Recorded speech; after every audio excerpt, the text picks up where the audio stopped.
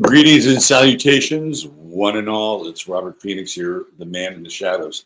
You know, there's so much light back here that I was not going to turn the studio light on, but I'm going to do that to see where these shadows. Hold on one second.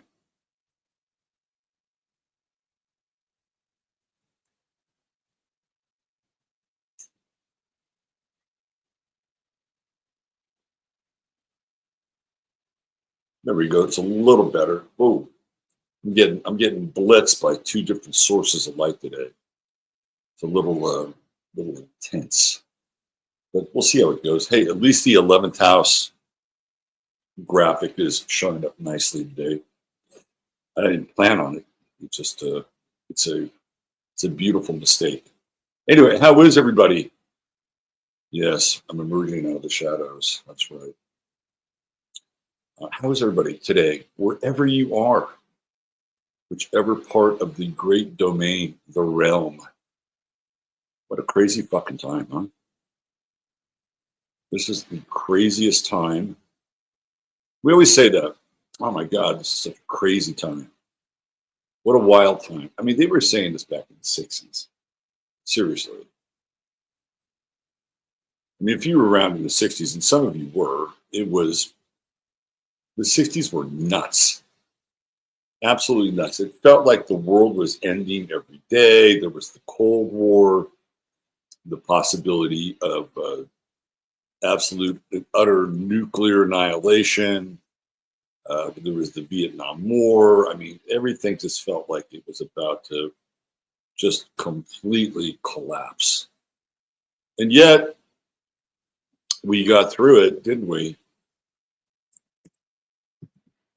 The 60s melted into the 70s, and everybody went into their human potential cocoon, and eventually came out richer in the 80s and had all that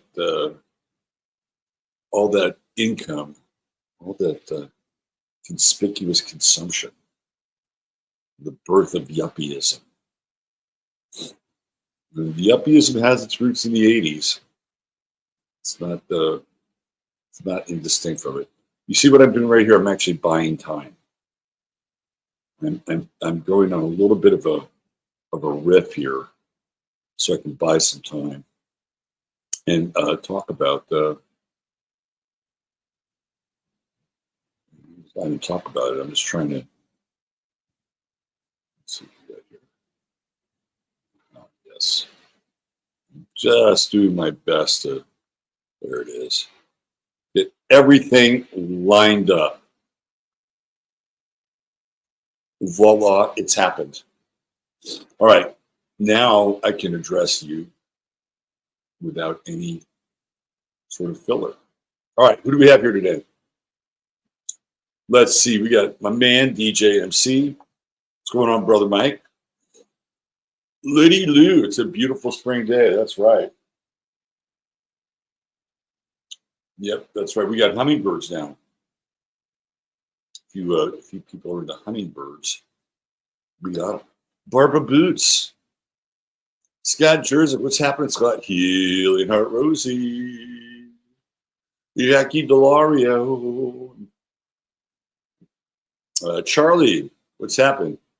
Yeah, I got to put this up here. Boy, oh boy. Jason Whitlock has been doing God's work on this Carmelo Anthony and Austin Metcalf situation. I'm going to talk a little bit about that over on 15 Minutes today. For those of you who are not familiar with what's happening here in Texas, there was the death of a young man named Austin Metcalf, who was a twin, which is one of those weird astrological anomalies. He got killed. Jupiter in Gemini, the moon was in Gemini, like strange stuff. You got the Saturn square going on, Saturn being, of course, the Reaper in time. And what happened was, and some of you who watched the Sunday night show are probably familiar with the story, what happened is that this kid, Austin Metcalf, told this other kid, Carmelo with a K, Anthony, to move or leave, or it was like they were at some kind of a track meet, and I guess Carmelo Anthony was from another school, or kids in high school get territorial, and Carmelo Anthony was giving them some shit, or which is what kids do, and Austin Metcalf took his backpack and moved it and got it out of their tent. They're at a track meet, by the way. And I guess this is sometime even midday. I don't know. I don't remember having midday track meets when I was a kid, but that's another story. Anyway, what happens is that Carmelo Anthony has an issue with the fact that Austin Metcalf moved his backpack. And he pulls a knife out of the backpack and he plunges the knife into the kid's heart. The kid dies in his twin brother's arms. And what Charlie is referring to here is that there is a whole online contingency of paid trolls, bots, whatever you want to call them, that are essentially claiming that Austin Metcalf was a bully and that Carmelo Anthony had no other defense than to stick him with a knife in the heart. It's just bizarre. And it's one of these, racial stories. I talked a little about it on Sunday night. And one of the things that Jason brought up is that, which is really bizarre, but one of the things he brought up is that people were starting to talk about the Kennedy assassination and that there was a certain group of individuals who were involved in the Kennedy assassination. And he believes that this is being amplified as a distraction around that. He may not be wrong. All right, Christina Jerzyk, what's happened? Devin Dewar, Mercury Direct. Oh, yes. I finally got my jalopy of a truck out to the mechanics yesterday. Laura E. from the land where winter never ends. It's 28. It's snowing fairly hard. It's a little late in the season there. The Zerlith Immortal, lurk. You're not really lurking when you put lurk in there. Just saying. Steve, great having you the other night on Sunday. The Sunday show. PMS Soap. There's Janine. Hammer time. Tax crunch time. Crunchy, crunchy, crunchy. Melissa Stanton. Tampa Bay. Welcome to an overcast, rainy day. No sun yet. Give it some time. The weather is always changing. Sue Leonard. She's with us from Down Under. Hi, Sue. The aforementioned Charlie, Big Dave Sullivan, Moira.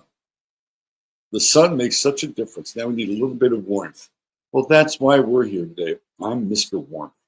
I'm here to provide you with warmth and sunshine. Ryan is here. Hi, Ryan. Yes, sign up. Locals. You can become a supporting member or just sign up. Soul Traveler is here. What's up, Soul Traveler? California Contrarian. Josie's Jazzy Gem. Triple J. Queen Lisa, Florida, representing. Perspective Eyes. There she is, the lovely and talented one. Dr. Jonas. Saving Austin one tooth at a time. Stephanie Hunter. Yes, if you feel so inclined and you're inspired by the weather, you can always buy me a cup of coffee. Let's see. Kelly B. She's with us. My man Neil Smith from the Great White North. Lisa Ann White, The Law, has entered. Diane Evans is here. Lena Winkler is here. Road Trip 1981. The beautiful Claire from Scotland is here. My, oh my. Yes, we'll be doing 15 minutes. Although for you Boxcast people, I'm giving you fair warning. I've disabled chat on Boxcast. And that is in an attempt to bring more people over to Rumble. I want to get the Rumble numbers up. You know what I mean? Orlando, hope she's feeling better. She's with us. Let's see. Anybody else? Artists here. Harry Bowie. Yeah, hey, Laurel Jubin, you like the shirt. Oh, there we go. Somebody noticed the shirt. Yes.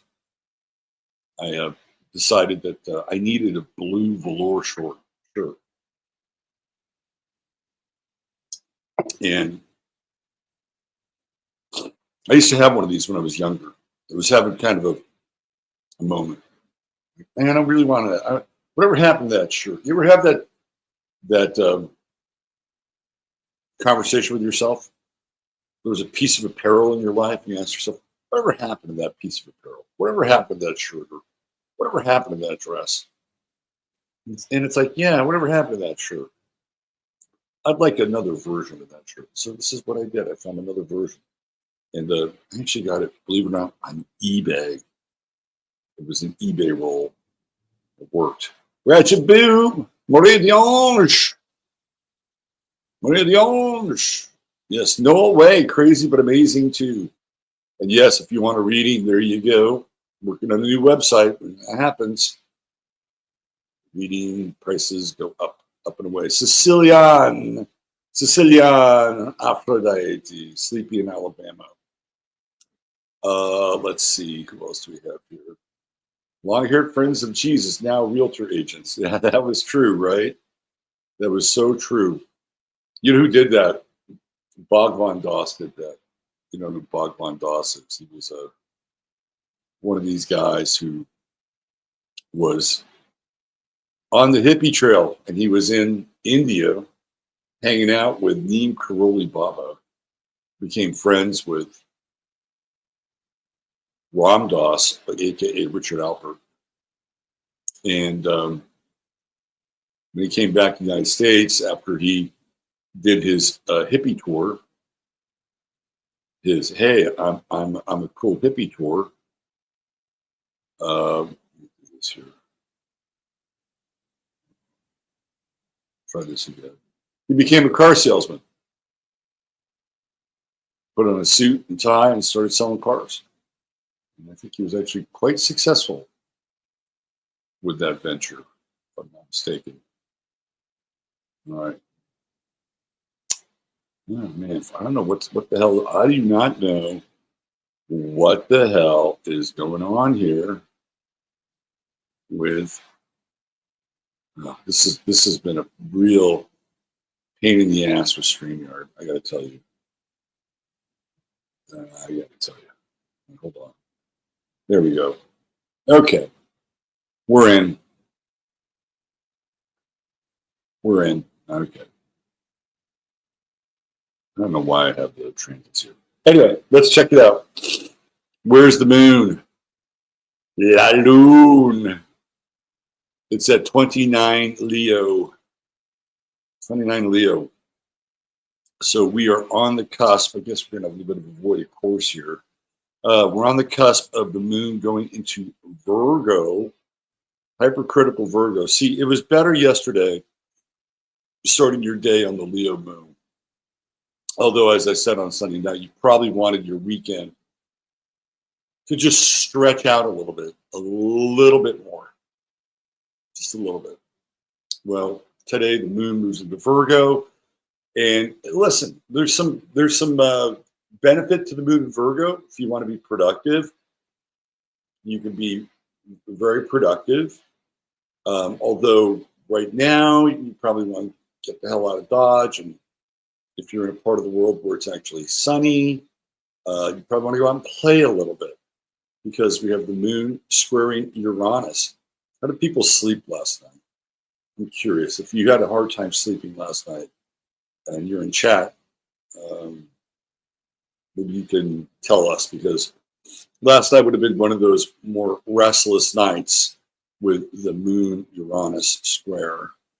We have it here at the beginning of the day, and even so, when the moon moves into Virgo, we'll still be into that, which it will within the next 3 hours.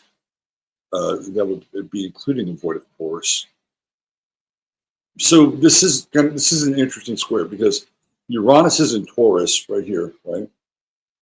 So Earth, the moon will move to an Earth sign, but because of the degree and the angle, you would think Earth, we got a nice little triangle going out. No, it's not. So there's a lot of incredibly nervous energy especially around finances. People are very unsettled. And we're going to talk Trump and tariffs on 15 minutes. And really what I'm going to do is, I know a little bit about finance and economy. I am not a Thomas Sowell, or I'm not a macroeconomic guy. But what we're going to do over on 15 is just go through a number of updates as to what's happening in terms of the tariffs. So I'm just going to give you a shotgun effect in about 40 minutes, or roughly 50 minutes. But that nervousness is going to be very apparent today because of the moon in Virgo, which is for all you moon in Virgo people right now, just put your fingers in your ears. It's a little anal retentive, okay? It's just the way it is, right? God bless you. We couldn't function without the moon in Virgo and people having the moon in Virgo. It's a fact. However, it is one of those aspects that kind of clinches the sphincter a little bit, right? There's always something to do. There's always something to fix. There's always something to clean. It is almost like a perpetual motion machine. And of all the moons, it's the one that I think brings the greatest amount of anxiety. I mean, even the Pisces moon on the other side, it's like, who cares? What me worry, right? Whatever. I'm just going to go with the flow. Yeah, I mean, I think that the Virgo moon brings with it the highest degree of anxiety. So when you factor in Uranus, especially early in the transit, which is kind of going into this afternoon for you people in other parts of the world, a little bit later than that, it is not an easy transition. It is unstable, unsteady. People are biting their fingernails and they're trying to figure out if they should go out and buy something that they can't afford right now because, well, they're not sure if they'll be able to afford it in 3 months' time or even have it in 3 months' time. That's a whole other question, right? That's a whole other topic of debate. So the moon feels very, very unsteady. Things feel a bit, I wouldn't say scattered. So what do? Well, you can, if you're feeling anxious or you're feeling nervous, work it off. So that's one of the beautiful things about the Virgo moon. You just work it off. Be involved in what you're doing and try not to notice what else is going on in the world, right? So that's your prescription for this Virgo moon. We also have the in conjunct going on, and that's really happening right now with a number of different planets.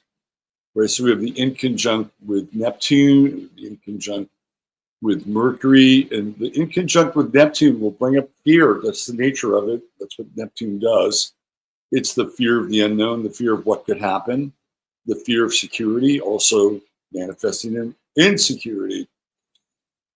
And the other thing too is, like, because these planets have been retrograde, Venus still retrograde, by the way. Because these planets have been retrograde, it's been very hard for people to articulate what it is that they're going through or feeling or experiencing. They kind of have a vague sense, or they know something's going on, but they can't quite put their finger on it. Well, wait till Mercury eventually overtakes the sun. It's back out in front again. It'll take a while for that to happen. But there still is this inability to articulate what's happening on a deeper level because we cannot see it. And this is from the much larger perspective of the worldview. Now, I suppose you can bring this into the micro, and that there may be things in your own personal life that you can't see that are occluded but are working behind the scenes.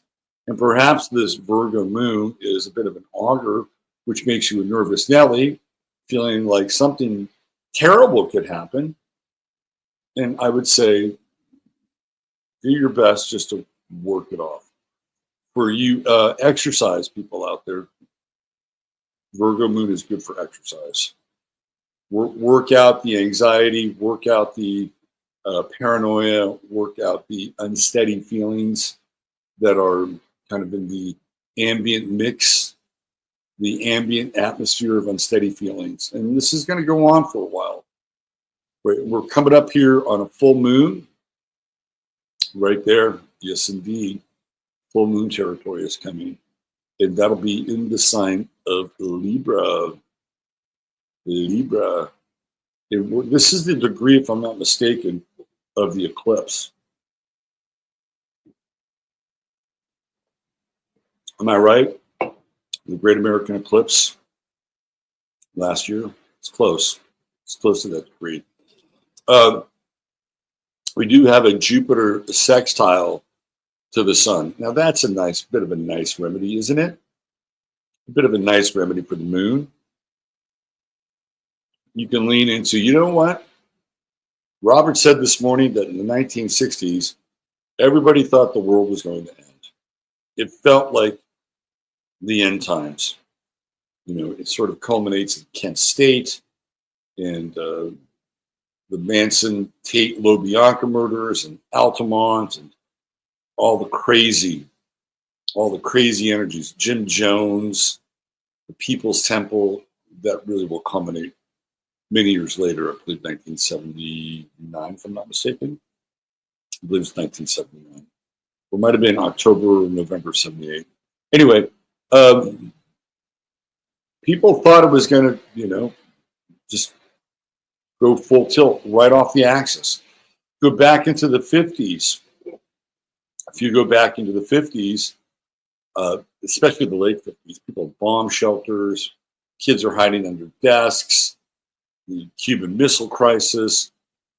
This is, if you watch Mad Men does a really good job of portraying how people felt like the end of the world was dying. I mean, we have had numerous waltzes with the apocalypse. Now, the 70s were a whole different story, completely different story. And even the 90s have a bit of that feel to them, especially the deeper you get into the 90s and the chaos of the Clintons and the war in the Balkans, and you have the aftermath of Saddam Hussein and all the sanctions with Iraq, and it's kind of a brutal time. The Branch Davidians and Waco, and like very unsteady. I mean, if you were paying attention and looking around, I mean, this is what David Koresh was talking about. He was talking about these seals, right? These seals of the Bible, and he was supposedly a world-class scholar on what is it, the Seals of Solomon, and they were all apocalyptic.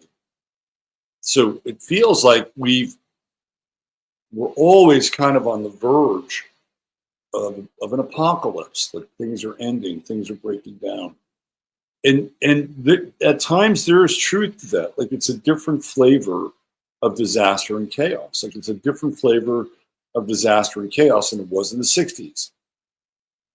But what happened? Well, we came through it out the other side and wound up having a period of relative calm with the 70s.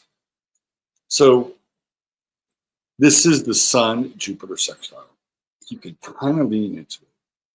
You can kind of lean into it and say, you know what? The future may be uncertain, but my faith is unwavering.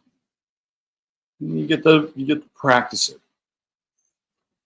What would happen if you were relentlessly optimistic? We probably wouldn't be watching this channel. But if you were, and you were relentlessly optimistic, there's very little that could overcome your faith, right? You would just say, this is the way it is. And you could take note of what's going on. Taking note of what's going on would be considerable because there's a lot going on. But there is a bit of a remedy here, at least today. So you may want to practice in your own life, staving off your own personal doom, your own personal apocalypse for at least a couple hours. just to see how that works, how that feels. And we'll kind of get into more of this concept when we talk about the tariffs over around 15 minutes. We do have a situation here on the sun with the square to Mars, which we began to talk about on Sunday night. And the sun and Mars are in a cardinal square, and it's going to pick up energy. And it feels to me like this is protest energy. This is coming.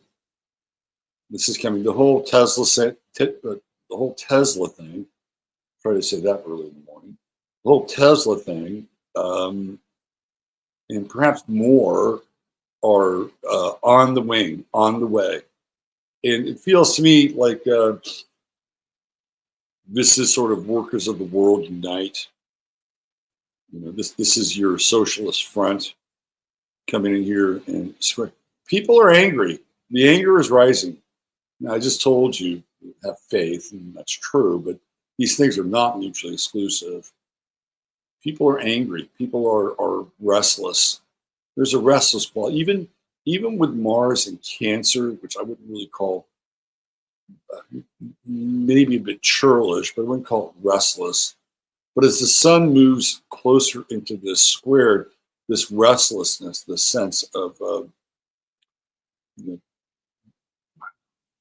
vengeance, justice, that would be the word.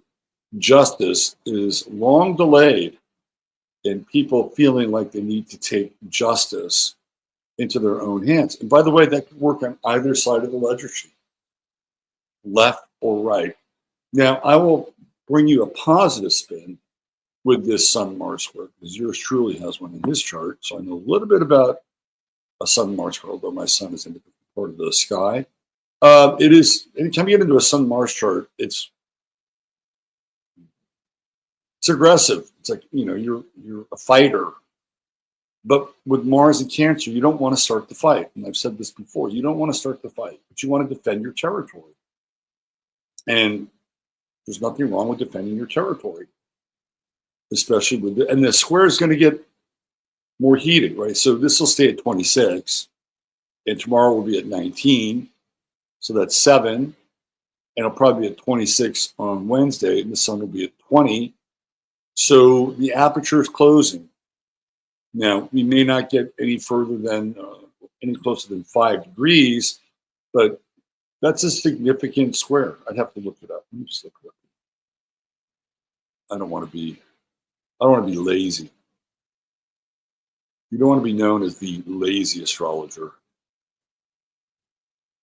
Oh, that astrologer's lazy. He doesn't look anything up. He just talked about shit.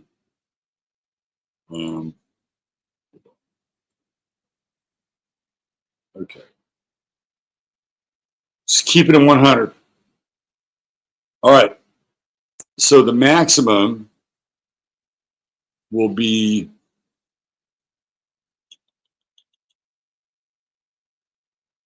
$28, $29. And that's 10 days from now. That is the maximum square. And then it brings us into that Mars-Pluto opposition. So there's a lot of tension that's building. A lot of tension.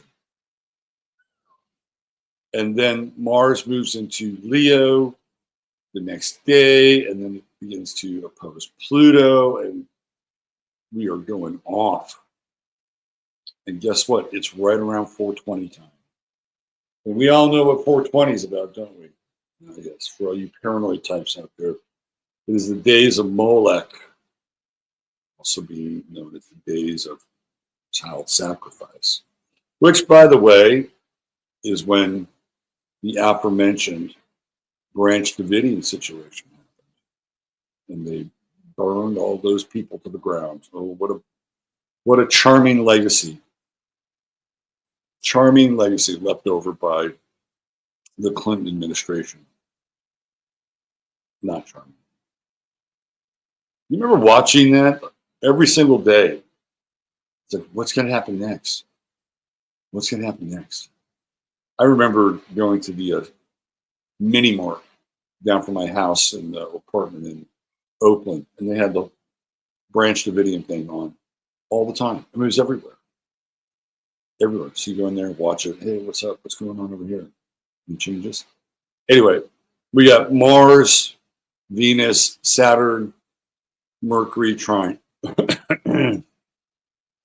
This has been happening now for a while, right? Because Mars has been sort of tracking these Piscean planets. And again, there's still a tremendous amount of time to get things done in the home front.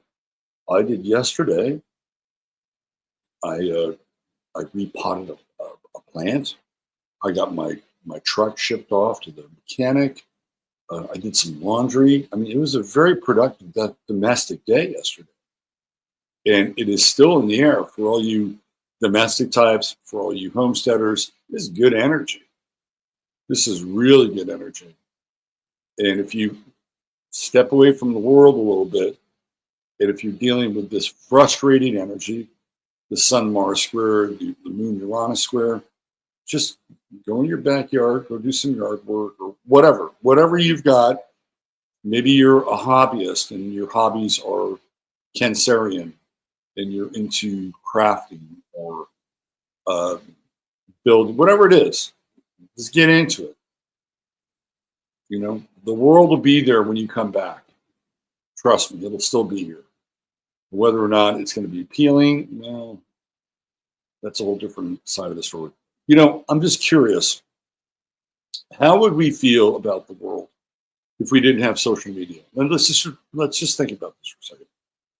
You get up in the morning, you don't check your email, or you don't go online and check the news, or you know, you're not consuming any kind of alternative media update. I mean, what would happen if you just went about your daily life, doing your daily work, and none of this was in your vision, right? Wasn't like right here. Would you be able to have a sense that things were not right in the world? It's an interesting question, and one that I think warrants some conversation. And I'm not saying to not watch my shows. You're going to drop everybody else's social media, at least stick with me. But it's an interesting question. It's kind of like, you know, the Pope shits in the woods. You know that, right? Anyway, that's kind of what the Mars, Venus, Saturn, Mercury, True Node, trine is like. Well, you can even throw a bit of Neptune in there.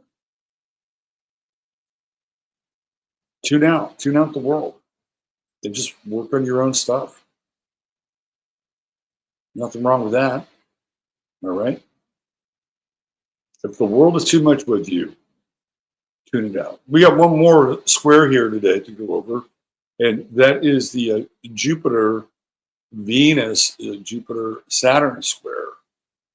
And the Jupiter Venus square is kind of interesting. We've been in the Jupiter Saturn square for a while. It's, you know,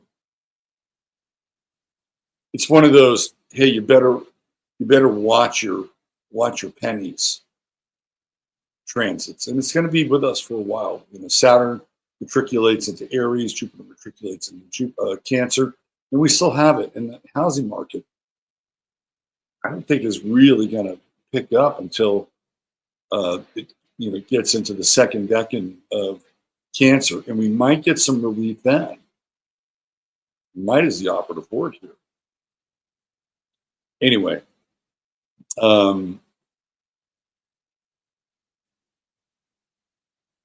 I would think that this Venus retrograde, and it's really kind of at the far end of the tip, right? 8 degrees.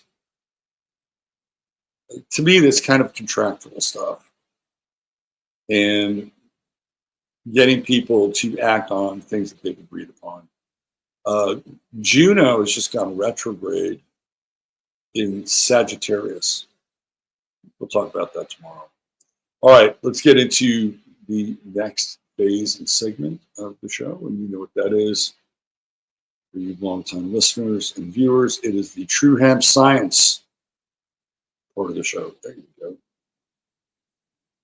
And this is where we have our True Hemp Science story of the day. Now, True Hemp Science is, of course, the one and only sponsor, besides me, Robert Phoenix, robertphoenix.com. And it is your one-stop shop for all things CBD. All you got to do is go to the website, check out what they have to offer.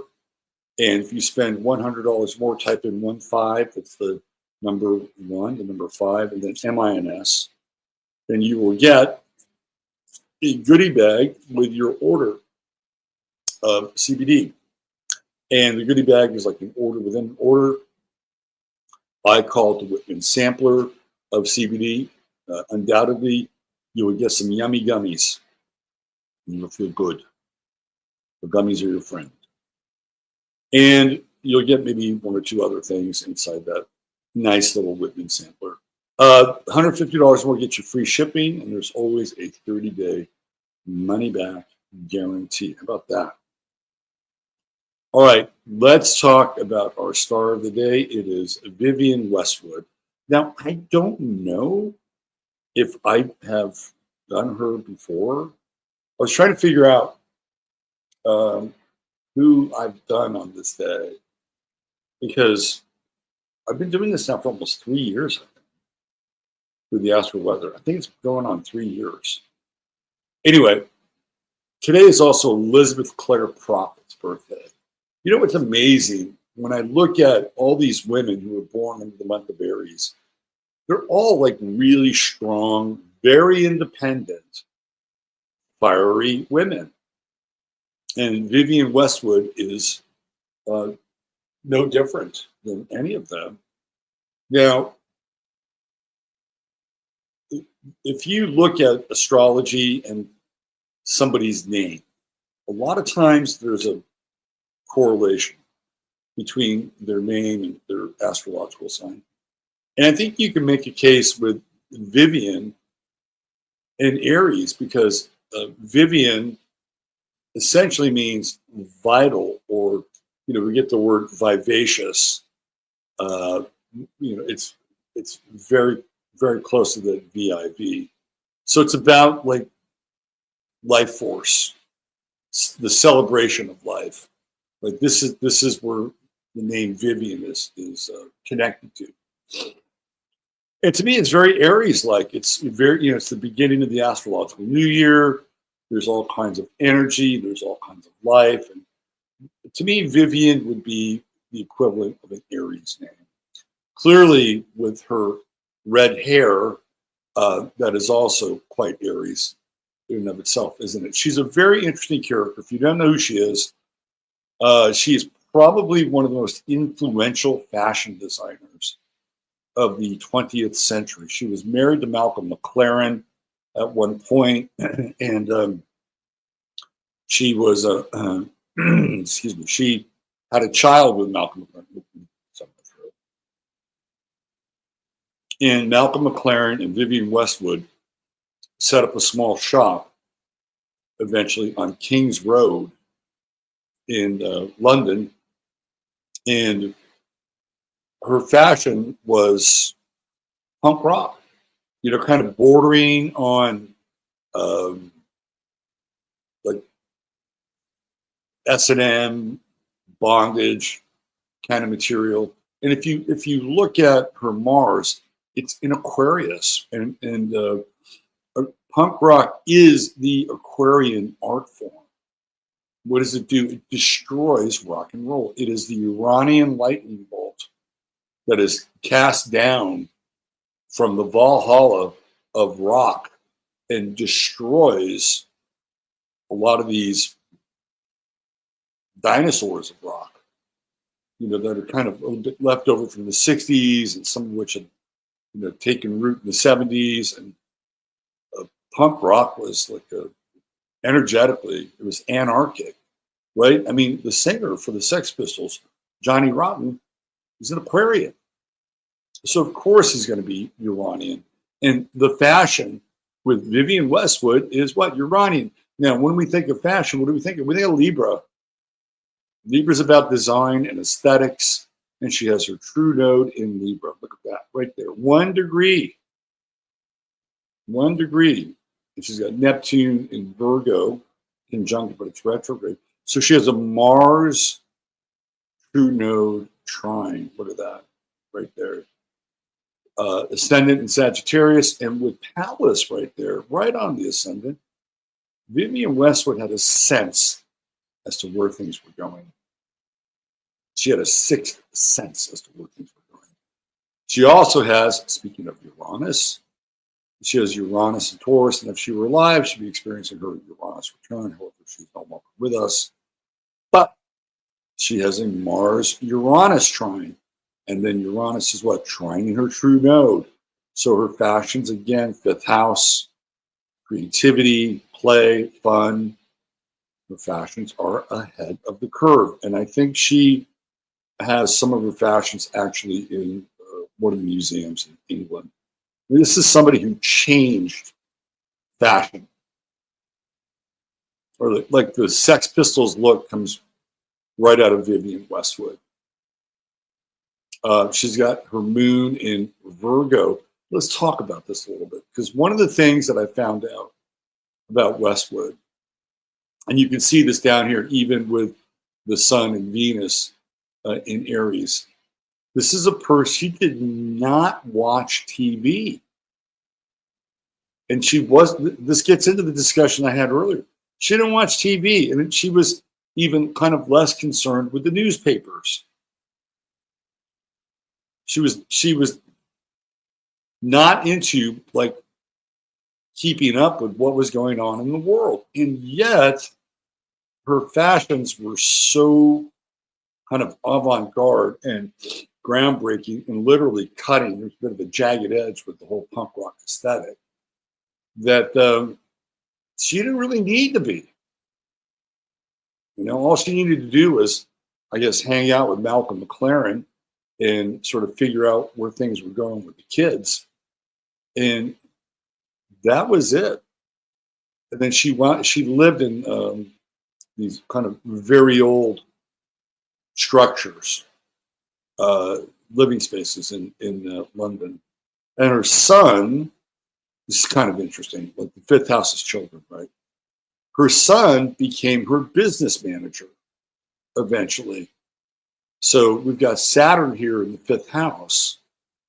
And to me, children, right? 5th house, here's Saturn. And taking up kind of a managerial role in her life, and actually did quite a good job of it. So he goes from being, you know, a bit of a avant-garde, artsy London kid to moving into the, you know, Westwood fashion dynasty and legacy. So she's a very interesting and I would say very important figure in terms of the 20th century. I mean, just look at, I mean, if you go back and look at Pat Benatar, you know, Pat Benatar is at a certain point, she's got that little punky haircut and a little punky striped shirt. And, you know, Pat Benatar is not punk, okay?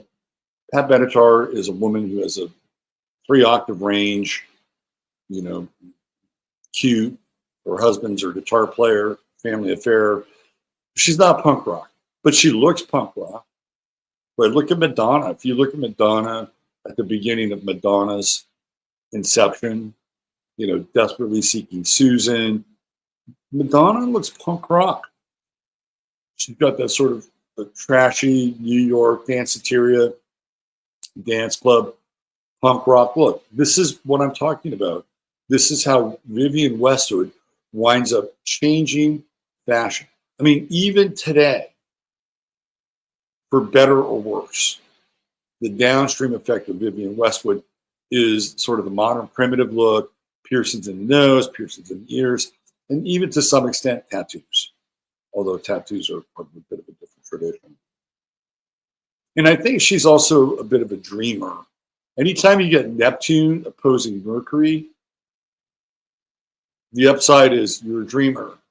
The downside is you're delusional. But in this case, I think she's a bit of a dreamer. She's a very, very interesting character.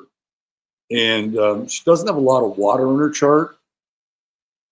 So she's, mostly moving on instinct and aesthetics. And it's really this Mars in Aquarius, which is driving everything in that second house. And she was like uber productive as well, super, super productive. And I think ultimately, like, it's recognized by the Queen, and it's kind of a big deal in terms of English history and culture. There you go, Dame Vivienne Westwood, your True Hemp Science star of the day. Well, I hope you learned a few things today, and I hope some of the things that I've shared with you have hit you in a place where you can use them. So go out there, go do it. Carpe diem, seize the day. We'll be back here tomorrow with the Astro Weather. If you like it, tell your friends about it. We need to keep growing this channel. I feel like we're a little stagnant now. Maybe we've hit some, when I was a kid, I used to go canoeing with my parents. And, we'd hit these rapids. They're always really fun, but a little dangerous. And we dumped the canoe more than once. But then once you got through the rapids, it was that really, really calm sort of stretch. You get down and paddle. So get down and paddle, share the show, hit like, hit subscribe if you haven't done it. Let's see if we can get to 20,000 people by the time I hit 70. That would be a goal for me. And by the way, it's not happening anytime soon. So I would say it's a reachable goal, and maybe you can help me get there by doing that. All right. Thank you so much. You can hang out over on Boxcast, although there will be no chat today. If you want to chat, go over to Rumble, and there you go. That's it. Take care of yourselves. Treat each other well. God bless. Love you all. Robert Phoenix signing off. Bye for now.